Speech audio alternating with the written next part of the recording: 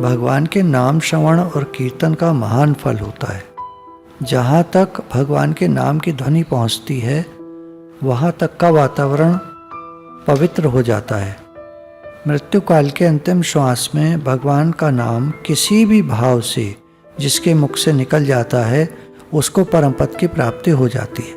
अब ये याद रखने की बात है कि आखिरी सांस जब भी हमारी आएगी, पता तो चल ही जाता है आदमी को, पर हम अपना जीवन सत्संग में दे रहे हैं, आप लोग, हम सब लोग जीवन सत्संग में दे रहे हैं, तो आखिरी समय में हरे कृष्ण कहना जरूरी है। याद कर लो सब, ठीक है ना।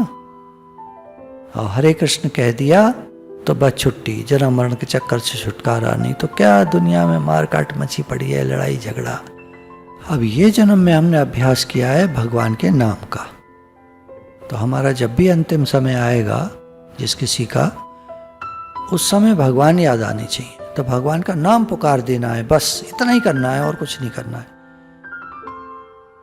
मृत्यु काल के अंतिम श्वास में भगवान का नाम किसी भी भाव से जिसके मुख से निकल जाता है उसको परम पद की प्राप्ति हो जाती है। भगवान का नाम निकल जाए, जैसे अजामिल का नारायण नारायण लड़के को पुकार रहा, पार्षद आ गए।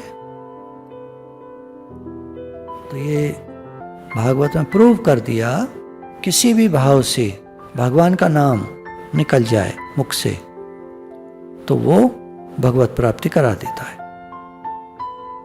भगवान के नाम का जहाँ कीर्तन होता है वहाँ यमदूत नहीं जा सकते। तो अभी आप लोग कीर्तन कर रहे थे ना, तो उतनी देर यमदूत बाहर खड़े देख रहे होंगे, अंदर नहीं आ सकते। और कीर्तन जैसे ही बंद करा वो चालू काम उनका, किसी को भी पकड़ ले जाए कुछ नहीं पता चलता। तो यमदूतों को दूर रखना है तो कीर्तन होता रहे। अतएव 10 नाम अपराधों से बचते हुए भगवान के नाम का जप कीर्तन और श्रवण अवश्य करना चाहिए। 10 नाम अपराध क्या हैं, ये लिए थे पिछली बार। संतों की निंदा, भगवान के नाम में छोटे बड़े का भेदभाव, गुरु का अपमान, शास्त्र निंदा, नाम में अर्थवाद यानी कुछ का कुछ अर्थ निकालना, नाम का सहारा लेकर पाप करना, धर्म, व्रत, दान और यज्ञ आदि के साथ नाम की तुलना करना कि नाम बड़ा है कि ये बड़ा है कि वो बड़ा है, अश्रद्धालु, हरि विमुख और सुनना न चाहने वालों को नाम का उपदेश करना, नाम महात्म सुनकर भी उसमें प्रेम न करना, और 10वां अहंकार, ममता तथा भोग आदि विषयों में आसक्त रहना। ये नाम अपराध हैं। तो इनसे बचते हुए भगवान के नाम का जप कीर्तन और श्रवण करना चाहिए। श्रीमद् भागवत में कहा है, पुत्र आदि के नाम संकेत से, परिहास में, स्तोभ या अवहेलना से भी भगवान का नाम लेने से समस्त पाप नष्ट हो जाते हैं। अज्ञान अथवा ज्ञान पूर्वक लिया हुआ पुण्य श्लोक भगवान का नाम मनुष्य के पाप को उसी प्रकार जला देता है जैसे अग्नि में किसी भी प्रकार से डाला हुआ ईंधन भस्म हो जाता है। अब लकड़ी खड़ी डाल दी, टेढ़ी डाल दी, आग जल रही है उसमें, है ना। हवन में हम डालते थे ना, कभी खड़ी लकड़ी डाल दी, कभी टेढ़ी डाल दी, कभी सीधी डाल दी, तो क्या आग भस्म नहीं कर देगी उसको, लकड़ी को? कैसे भी डाल दो लकड़ी तो भस्म हो जाएगी। तो ऐसे ही भगवान का नाम किसी भी प्रकार से लिया जाए वो अपना काम करता है। सभी सदग्रंथों और संतों की वाणी में भगवान नाम की महिमा गाई गई है। श्रीमद् भागवत के निम्नलिखित श्लोक मनन करने योग्य हैं। देवी देवहूति जी भगवान कपिल देव जी से कहती हैं, जिसकी जिह्वा पर तुम्हारा पवित्र नाम रहता है वह चांडाल भी श्रेष्ठ है, क्योंकि जो तुम्हारे नाम का कीर्तन करते हैं उन श्रेष्ठ पुरुषों ने तप, यज्ञ, तीर्थ स्नान, वेदाध्ययन सब कुछ कर लिया। मतलब जो कीर्तन कर रहे हैं, जो भजन कर रहे हैं, नाम जप कर रहे हैं, नाम जप है, कीर्तन नाम जप है। धीरे धीरे करो, जोर जोर से करो, गा गा के करो, चुपचाप करो, कीर्तन है तो वो सब श्रेष्ठ है। उन्होंने सब कुछ कर लिया, जो नाम जप करते हैं उन्होंने सब कुछ कर लिया। तप कर लिया, यज्ञ कर लिया, तीर्थ स्नान कर लिया, वेदाध्ययन कर लिया, सब कर लिया। कोई भी मनुष्य गिरते पड़ते छींकते और दुख से पीड़ित होते समय परवश होकर भी यदि ऊंचे स्वर से हरे कृष्ण पुकार उठता है तो वह सब पापों से छूट जाता है। जैसे सूर्य पर्वत की गुफा के अंधकार का भी नाश कर देता है और जैसे प्रचंड वायु बादलों को छिन्न भिन्न करके लुप्त कर देता है, इसी प्रकार अनंत भगवान का नाम कीर्तन अथवा उनके प्रभाव का श्रवण हृदय में प्रवेश करके समस्त दुखों का अंत कर देता है। यह तो विवश होकर नाम लेने का फल है, प्रेम से लेने पर तो कहना ही क्या। इसी से गोसाई जी कहते हैं, बिबसऊं जासु नाम नर कहीं, जन्म अनेक रचित अग दहीं, सादर सुमिरन जे नर करहीं, भव बारिधि गोपद इव तरहीं। अतएव भक्ति की प्राप्ति के लिए नित्य निरंतर भगवान के नाम गुण यश का कीर्तन श्रवण और चिंतन निसंदेह परम साधन है तरने का, भवसागर से पार होने के लिए भगवान का नाम। अब 38वां श्लोक है, परंतु प्रेमा भक्ति की प्राप्ति का साधन मुख्यतया प्रेमी महापुरुषों की कृपा से अथवा भगवत कृपा के लेश मात्र से होता है। प्रेमी भक्त की प्राप्ति का साधन, प्रेमी भक्त कोई मिल जाए तो उसके संग से हम तर जाते हैं, लेकिन वो मिले कैसे? बोला महापुरुष की कृपा हो जाए, उनकी खुद की कृपा हो जाए या भगवान की कृपा हो जाए तो मिल जाए। विषय और विषयासक्ति का त्याग करके अखंड भजन और श्रवण कीर्तन का साधन बतलाया। उसके बाद अब एक साधन बतलाते हैं जिस एक के प्राप्ति से ही पहले तीनों अपने आप हो जाते हैं। वह साधन है महापुरुषों की कृपा। महापुरुष तो कृपालु ही होते हैं, परंतु श्रद्धा विश्वास पूर्वक उनका संग करना बड़ा कठिन है। महापुरुषों का संग प्राप्त होने पर विषय तो आप ही छूट जाते हैं, उनके संग से श्रवण कीर्तन भी करना ही पड़ता है और रात दिन जो कुछ सुनने कहने और देखने में आता है उसका स्मरण फिर होता ही है। महापुरुष का संग करेंगे तो क्या होगा? श्रवण कीर्तन भी करना पड़ेगा। वो तो करते ही हैं, सत्संग करते हैं, कीर्तन करते हैं। तो श्रवण सत्संग, सुनना क्या? सत्संग, और क्या? कीर्तन सुनना पड़ेगा। तो जो सुनने कहने में आता है उसी का स्मरण होता है। अब कोई हमने सत्संग में सुनी बातें, वो स्मरण में आएंगी। अखबार पढ़ेंगे वो स्मरण में आएगा, टीवी देखेंगे वो स्मरण में आएगा। तो हम करते क्या? परंतु यह स्मरण रखना चाहिए कि यहाँ जिन महापुरुषों की कृपा मात्र से ही फल रूपा प्रेम भक्ति की प्राप्ति बतलाई है, वे महापुरुष केवल शास्त्र ज्ञानी और सदाचारी ही नहीं होते, भगवान के स्वरूप तत्व को यथार्थ रूप से जानकर उनमें अनन्य प्रेम करने वाले भक्त होते हैं। खाली कहने सुनने वाले नहीं, बोलने वाले नहीं, पढ़े लिखे नहीं, शास्त्र ज्ञानी ही नहीं, वो भगवत स्वरूप के तत्व को यथार्थ रूप से जानते हैं। ऐसे प्रेमी भक्तों के संग की महिमा बहुत है। ऐसे प्रेमी भक्त दुर्लभ हैं, मुश्किल से मिलते हैं। इसी से यज्ञ भूमि से जिनके शरीर धुमैले हो गए हैं, ऐसे कर्मकांडी विज्ञान वेद ऋषि भगवत चरण कमल रस अमृत रस का पान कराने वाले प्रेम मूर्ति सूत जी से कहते हैं, हे सौम्य, भगवत संगी प्रेमियों के निमेष मात्र के संग की तुलना स्वर्ग आदि की तो बात ही क्या, पुनर्जन्म का नाश करने वाली मुक्ति के साथ भी नहीं की जा सकती। फिर मृत्यु लोक के राज्यादि संपत्ति की तो बात ही क्या। कह रहे हैं जो प्रेमी भक्त मिल जाए, उसका थोड़ा सा भी संग मिल जाए तो स्वर्ग को छोड़ दो, मुक्ति को छोड़ दो, बड़े बड़े राज्य छोड़ दो, इस पृथ्वी के सब छोटे हैं। प्रेमी भक्त का संग मिल जाए जरा सा। तात स्वर्ग अपवर्ग सुख धैर्य तुला एक अंग, तूल न ताहि सकल मिली, जो सुख लव सत्संग। सच्चे संत का थोड़ा सा भी सत्संग महान उद्धार करने वाला होता है। तो ये जो सत्संग की महिमा कही, यह उस सत्संग की महिमा नहीं है जो अंतःकरण की शुद्धि करके मोक्ष प्राप्ति करवाता है। यहां कहा कि मुक्ति कुछ भी नहीं है भक्ति के आगे। तो प्रेमी भक्त का जरा सा संग मिल जाए मुक्ति से कहीं ज्यादा बढ़कर है।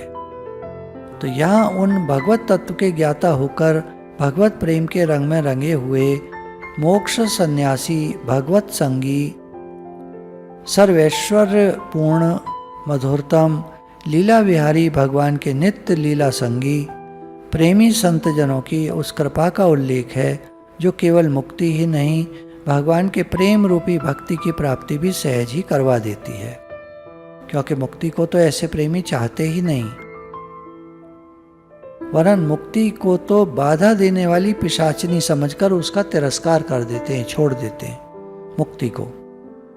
ऐसे प्रेमी भक्त की कृपा जिन पर होती है, जो पुरुष ऐसे भक्तों का संग प्राप्त कर लेता है, योग और ज्ञान आदि से भी वश में न होने वाले भगवान सहज ही उसके वश में हो जाते हैं। इसलिए स्वयं भगवान अपने प्रेमी भक्त उद्धव जी से कहते हैं, दूसरे समस्त संगों का निवारण करने वाले सत्संग से मैं जैसा वशीभूत होता हूँ, वैसा योग ज्ञान धर्म वेदाध्ययन तप त्याग इष्टापूर्त दक्षिणा व्रत यज्ञ वेद तीर्थ यम और नियम किसी से भी नहीं होता।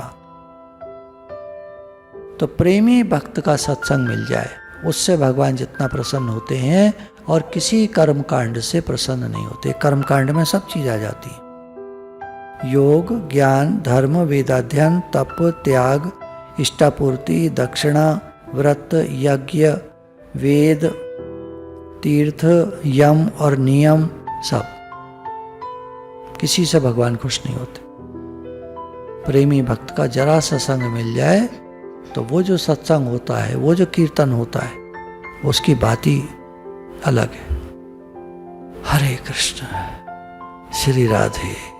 तो भगवान उद्धव जी से कहते हैं कि दूसरे समस्त संगों का निवारण करने वाले सत्संग से मैं जैसा वशीभूत होता हूँ, वैसा योग ज्ञान धर्म वेदाध्ययन तप त्याग इष्टापूर्ति दक्षिणा व्रत यज्ञ वेद तीर्थ यम और नियम किसी से भी नहीं होता।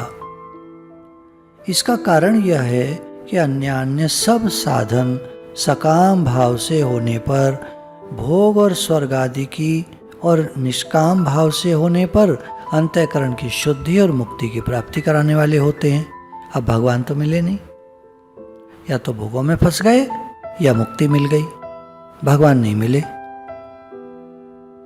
लीला विहारी भगवान को सीधा वश में करने वाला तो केवल एक सर्वतंत्र स्वतंत्र अनन्य और विशुद्ध प्रेम ही होता है, भगवान से प्रेम, जो इन साधनों में से किसी से नहीं मिलता। अब बताओ, योग करे लोग, कोई योग लगावे, देखा है नहीं भगवान को, तो योग कैसे लगाएगा? तो निराकार में योग लगाता, निराकार में लगाता रहे योग। भगवान से क्या मतलब? भगवान को क्या लेना देना कोई निराकार में योग लगा रहा है? लगा ना, वेद पढ़े तीर्थ करे यम नियम करे धर्म का अनुष्ठान करे, दान चंदा करते रहते हैं लोग। दान चंदा करने से होता क्या है? झंझट और होता है, मांगने वाले और खड़े हो जाते हैं। बेकार है, बेकार है सब। कभी भाव आ जाए कर दिया ठीक है, बाकी है बेकार सब। ऐसे कभी कह देते हैं कि कुछ देना चाहिए देना चाहिए, सब बेकार है। भगवान से प्रेम करना चाहिए, ये सबसे उत्तम बात है। करना है तो भगवान से प्रेम करो। तो भगवान से प्रेम कैसे मिले? अब भगवान से प्रेम मिलना चाहिए, वो कैसे मिले? इन चीजों तो मिलता नहीं, बता दिया, सब कैंसिल कर दिए। वह तो केवल भगवत संगी प्रेमी महापुरुषों की महती कृपा से ही मिलता है। भगवत प्रेम कैसे मिले? जैसा संग वैसा रंग। तो भगवत प्रेमी संत मिल जाएं, भगवत प्रेमी महापुरुष मिल जाएं, उनकी कृपा हो जाए तो भगवान से प्रेम हो जाता है। जिन प्रेम कियो तिन ही प्रभु पायो। कियो कैसे? प्रेमी भक्त मिल जाए तो हो जाए। हाँ, यदि भगवान श्री कृष्ण चाहें तो अपना प्रेम स्वयं दे सकते हैं। भाई वो चाहें तो उनसे ही तो प्रेम होना है, अब वो ही चाहें तो वो दे सकते हैं। उनकी कृपा के लेश मात्र से ही प्रेम मिल सकता है। गोसाई जी ने कहा, जाकी कृपा लवलेश ते मति मंद तुलसीदास हूँ, पायो परम विश्राम राम समान प्रभु नाहि कहूँ। अब मंदमती तुलसीदास जिनकी कृपा से, कृपा के लेश मात्र से, जरा सा, किसी के पास अरबों रुपया हो, हमको 1 रुपया दे दे, ऐसे लेश मात्र कृपा से तुलसीदास कहां से कहां पहुंच गए। रामचरितमानस लिख डाला, एक ग्रंथ लिख डाला। परंतु नित्य कृपा वर्षा करने वाले भगवान का कृपा बिंदु भी भगवदीय महात्माओं की कृपा से ही जीवों को मिल सकता है। हे नाथ, हे नाथ। इसी से देवर्षि नारद जी अगले सूत्र में महत संग को दुर्लभ बताते हैं। 39 श्लोक है। परंतु महापुरुषों का संग दुर्लभ, अगम्य और अमोघ है। महापुरुषों का संग दुर्लभ है, बड़ा मुश्किल से मिलता है, वहां किसी की पहुंच नहीं है, और अगर मिल जाए तो अमोघ है, निशाना खाली नहीं जाता। अब महापुरुषों का संग दुर्लभ बता दिया। संसार में स्वधर्म परायण, सदाचारी, साधु स्वभाव, दैवी संपत्तिवान पुरुषों की प्राप्ति बहुत दुर्लभ है, मुश्किल से मिलते हैं। सच्चे हीरों की भांति जमातों और उपदेशकों में सच्चे साधु थोड़े ही होते हैं। इकट्ठे हो गए काफी सारे लोग, गुरुजी आए, तो गुरुजी कोई सच्चे साधु थोड़े हो गए। कौन गुरुजी, क्या गुरुजी, क्या पता। जब तक प्रेमी भक्त ना हो तब तक तो जैसे निरे गुरुजी घूमते हैं। और लाभ तभी होगा जब सच्चा प्रेमी भक्त मिल जाएगा। खोज करने पर संसार में सदाचारी, कर्मकांडी और कुछ ज्ञानी पुरुष तो मिल सकते हैं, परंतु सच्चे प्रेमी महात्मा दुर्लभ हैं, ये कह रहे। खोज करने पर अच्छे महात्मा मिल सकते हैं, थोड़े ज्ञानी पुरुष मिल सकते हैं, कर्मकांडी संसारी विद्याओं में निपुण मिल सकते हैं, ऐसे सिखा दें पैसा कमाने की विद्या, सब तरह के मिल सकते हैं। हाउ टू बी हैप्पी वाले मिल सकते हैं, पॉजिटिव थिंकिंग वाले मिल सकते हैं, पर सच्चे प्रेमी महात्मा ये दुर्लभ है, जिनकी कृपा से जो दुर्लभ बताया भगवत प्रेम, उसकी प्राप्ति हो जाती। इसलिए ऐसे महात्माओं का मिलन बहुत दुर्लभ माना गया है। अच्छा, कहीं ऐसे महापुरुष मान लीजिए मिल भी गए, कहीं हैं बैठे हैं अपना, तो हम पहचानेंगे कैसे? पहचानना कठिन, हमको तो समझ नहीं है, क्योंकि बाह्य आचार तो ढोंगी और नाटक के पात्र भी किसी अंश में दिखला सकते हैं। बाहर का आचरण तो कोई ढोंगी नाटकबाज भी दिखा देगा। आंखों से आंसुओं का बहना, रोना, हंसना, चिल्लाना, ये प्रेमी भक्तों का लक्षण नहीं है, कोई भी कर ले। प्रेमी भक्तों का सहज होता है, वो अलग बात है, पर अगर कोई कर रहा है तो जरूरी नहीं वो सच्चा भक्त है, कुछ नहीं पता है। अनेक बाह्य कारणों से ऐसा हो सकता है, रोना गाना हंसना जो है बाह्य कारण से हो सकता है, कोई भी वो सीख लें, कर लें। फिर कोई कोई सच्चे प्रेमी ऐसे भी हो सकते हैं जो इन लक्षणों वाली स्थिति से भी आगे बढ़ चुके हों और जिनके बाह्य आचरण साधारण समझ से बाहर हों। अब प्रेमी भक्त कोई हैं, वो मान लीजिए ये आचरण कुछ नहीं दिख रहे उनमें, अलग तरह से हैं अपना, कैसे पहचानेंगे? कौन सी दुनिया में है वो हमें क्या पता? दुनिया मतलब कौन सी दुनिया में, मतलब वो भगवान की लीला उसमें है, दिव्य वृंदावन में है, निवास करते हैं। जैसे हरिदास जी का बताया ना कि कोई इत्र की शीशी ले आया, उन्होंने रेत पे उड़ेल दी। ओके है सत्यानाश, मैं इतनी महंगी इत्र की शीशी लाया, मान लीजिए कोई परफ्यूम ले आए 2 लाख का, और मैं उसको खत्म कर दूं यहीं पे, तो क्या होगा? वो तो सर पीटेगा, कैसे आदमी है 2 लाख का इत्र जो है बर्बाद कर दिया। तो उन्होंने कहा ऐसा करो, तुम निधिवन चले जाओ। तुम पहुंचे निधिवन। निधिवन में घुसते ही उस इत्र की खुशबू ही खुशबू फैली हुई थी। वहां तो रासलीला होती है ना भगवान की आज भी। तो उन्होंने रेत में नहीं उड़ेला था, उन्होंने राधा रानी की बाल्टी का रंग खत्म हो गया था जो वो डाल रही थी कन्हैया पर, तो वो उन्होंने इत्र की शीशी उसमें उड़ेल दी थी। उस समय बांके बिहारी जी निधिवन में ही प्रतिष्ठित थे, वे तो बाद में लाए गए उधर। तो वो भागा भागा पहुंचा उनके पास, तो वो उसी के इत्र से उसने देखा तेज, बहुत तेज खुशबू आ रही है उसी इत्र की, और वो पूरे नहाए हुए हैं कन्हैया। तो राधा रानी ने उन पे पिचकारी से वो इत्र डाल दिया था। अब ये तो लीला, दिव्य लीला है, क्या समझेगा कोई? ऐसे महात्माओं का मिलना, उनके बाहरी लक्षणों से उनको नहीं पहचाना जा सकता, वो अलग ही होते हैं। तो ऐसे संतों का अगर जरा सा भी संग मिल जाए, कह रहे हैं, तो प्रेम भक्ति प्राप्त हो जाए। हे नाथ, हे नाथ।